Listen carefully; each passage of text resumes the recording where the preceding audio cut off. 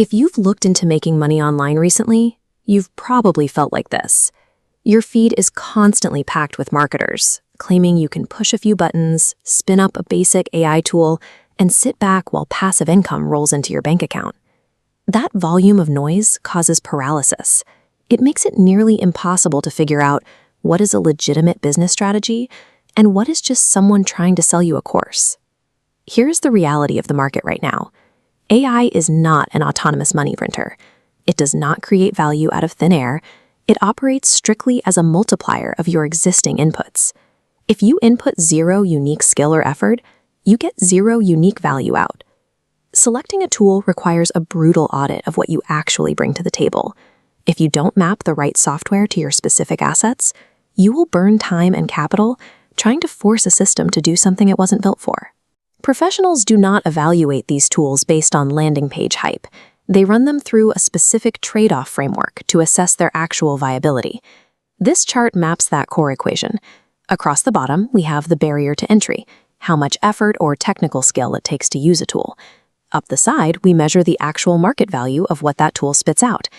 The heavily marketed passive income tools claim to live right here in the top left. They promise a near-zero barrier to entry paired with massive payouts. In the actual economy, this quadrant does not exist. There is a strict inverse relationship at play. If a piece of software is incredibly cheap and easy for you to use, the raw output it generates is worth practically nothing to buyers. Genuine profit requires operating where it hurts. You either have to endure a high-effort learning curve or apply high-level human skills to the final product. Truly passive AI income is a myth. Let's apply that framework to the first category, basic generative text and content creation platforms. This matrix tracks our operating trade-offs. For generative text, you can see the required input from the user is extremely low. You pay $20 a month, type a few conversational instructions, and the software handles the heavy lifting. Within seconds, you can churn out dozens of blog posts, social media captions, or standard marketing copy. But because anyone with an internet connection can do exactly the same thing, the market value for that raw, unedited text hits the floor immediately. This is standard commoditization. Near-zero barriers to entry inevitably flood the market with identical digital noise. Category 1 tools only turn a profit when they are tightly coupled with human intervention. You have to aggressively edit the output and inject your own deep, pre-existing domain expertise to make it worth buying. That brings us to Category 2, professional-grade visual and audio synthesis platforms. Look at the updated matrix.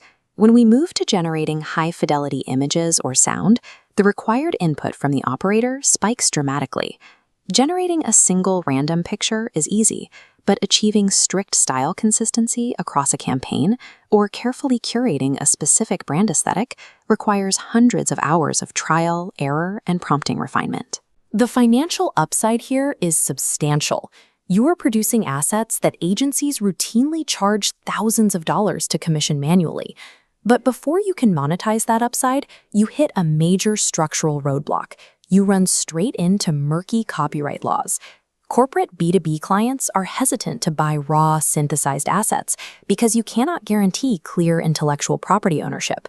To actually make money with AI visuals, you have to treat the process like a traditional, time-intensive craft.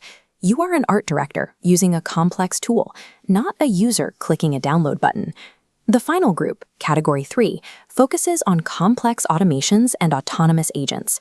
Instead of generating a standalone file, you are wiring together multiple pieces of software to run entire operational systems without human oversight. On our comparison matrix, automations demand the maximum possible score for required input, but they also offer the maximum potential market value. The technical requirements are steep. You have to master API endpoints, handle webhooks, and carefully manage variable pay-per-action costs so a rogue loop doesn't drain your budget. Because this is difficult, the profit margins are immense. You are selling customized, highly scalable workflows to businesses, directly replacing expensive manual labor. But there is a hidden, ongoing cost. Third-party software updates constantly. When an API changes and breaks your client's fragile workflow, you are the one who gets the call to fix it. Operating in Category 3 means you aren't selling a one-off digital product. You are committing to a high-friction, long-term service business. Now we have to take this data and map it directly to your personal resources. This decision tree starts with one vital question. What is your primary asset? You have 3 distinct resource profiles to choose from: high-level skills, technical capital, or raw time. If you are an established professional, you have high-level skills. Your path is to apply Category 1 text or Category 2 visual tools directly to your current job. You shouldn't waste energy trying to build a standalone AI startup from scratch. Apply the tools strictly to multiply your current hourly freelance yield. Next, if you have programming knowledge and a budget to invest, the tree highlights the technical capital branch. This routes you exclusively to Category 3 automations. System operators and agency builders must focus entirely on B2B workflows. That is where the highest profit margins currently sit. Finally, if you are a beginner with 0 specialized skills and 0 capital, you have raw time. The tree routes you to a single directive: master one tool. Do not try to sell raw, unedited text.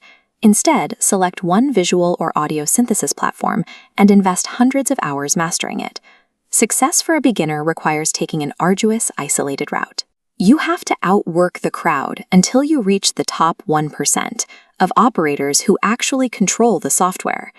The monetary value of AI is never located in the machine itself. The value is found strictly in the hard-earned friction you remove for the end consumer.